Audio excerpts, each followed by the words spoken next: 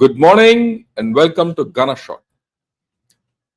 A few days back, I took out a video which highlighted the 10 declines of China.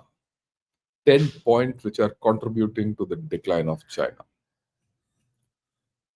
What are these? Declining demography, its political structure and instability, the security, it's invested in technology without returns, its lack of resources, its overgrown military, its troubled rimlands, lack of geopolitical trust, the destruction of Chinese culture by the CCP, and last and not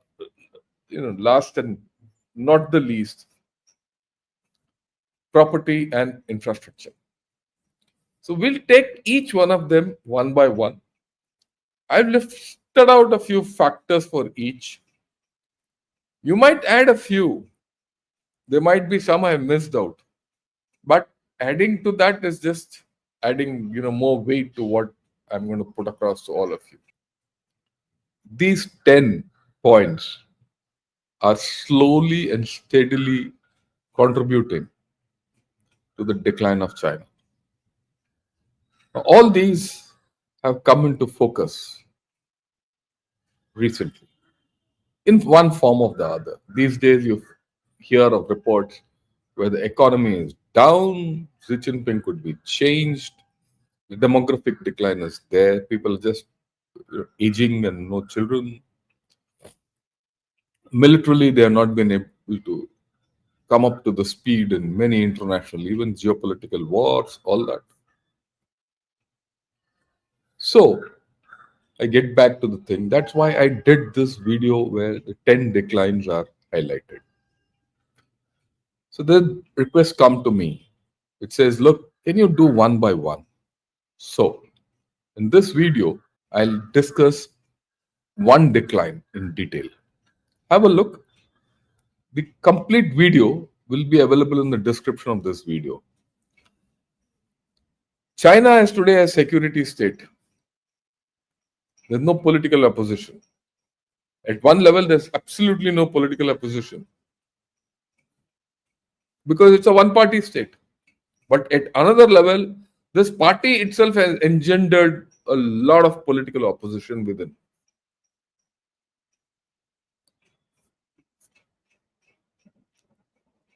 This links with the earlier story of political instability.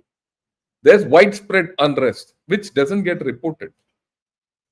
We've seen widespread unrest at the end of COVID, where people came out on the streets, showed white papers. From time to time, people come out and protest. Old people have come and protested on the streets to say that we want better pensions when the medical pensions were reduced. We've seen outpourings of unrest when people put out banners, and the reaction of the state to just one banner is so violent.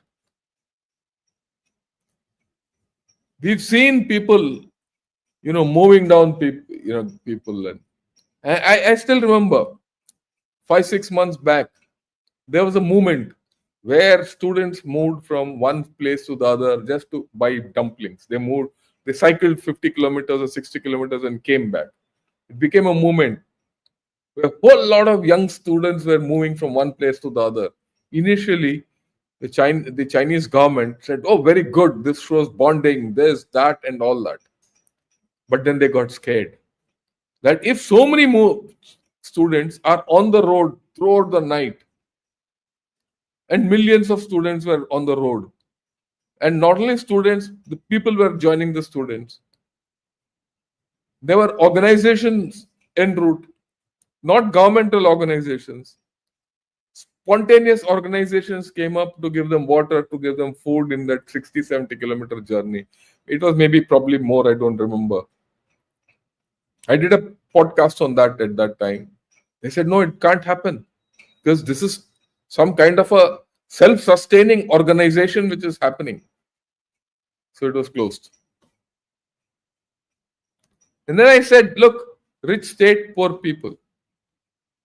The entire story of subsidies is this. How does China give subsidies to people? It gives bonds out. If you are a foreigner and you buy Chinese bonds, you'll never get money back. And that's part of the deal. You're stuck in that. But if you are a citizen of China and you buy those bonds, you'll never get the money back. There were bank protests last year before last. Why? People were not allowed to take money out of the bank. When people turned up in numbers to take money out of the bank and this bank thing spread, the Chinese government said, no, your money is safe, you take another bond and go. They keep selling bonds to their own people. People feel that they have money in the bank which they're never going to get. And China keeps taking money from its people and giving subsidies to all its ventures. And many of those ventures have failed, like the property has failed. Its EV sector is on the verge of failure. And many people just siphon this money and take it off. And the people at the bottom, with their bonds, all they can do is take loans. They can take loans for consumption, which they being given today. And they took loans for their houses, everything. And they have to keep repaying these loans by their hard work. It's a never-ending cycle. And with every passing day, the people in this country are becoming poorer and the state is becoming richer. Right? And then there's this relationship between economic reform, development, and social stability. Very recently, there's this white paper which came out on, security, and that encompasses this. It's explained very well in this. Economic development and reform is no more for well-being of people. It is no more for social stability. It is to provide security to the state. So there's a disconnect. It's become a security state.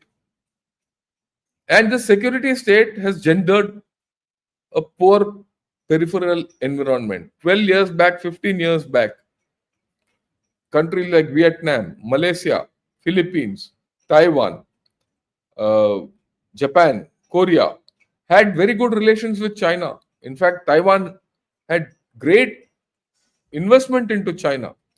And Chinese mainland businesses were investing into Taiwan. Today it's all gone. There would be some, but not much. Why? The security environment in its periphery has changed. Before 2020, the Indian armed forces were saying, okay, we'll take care of the border. But today, we are focused there.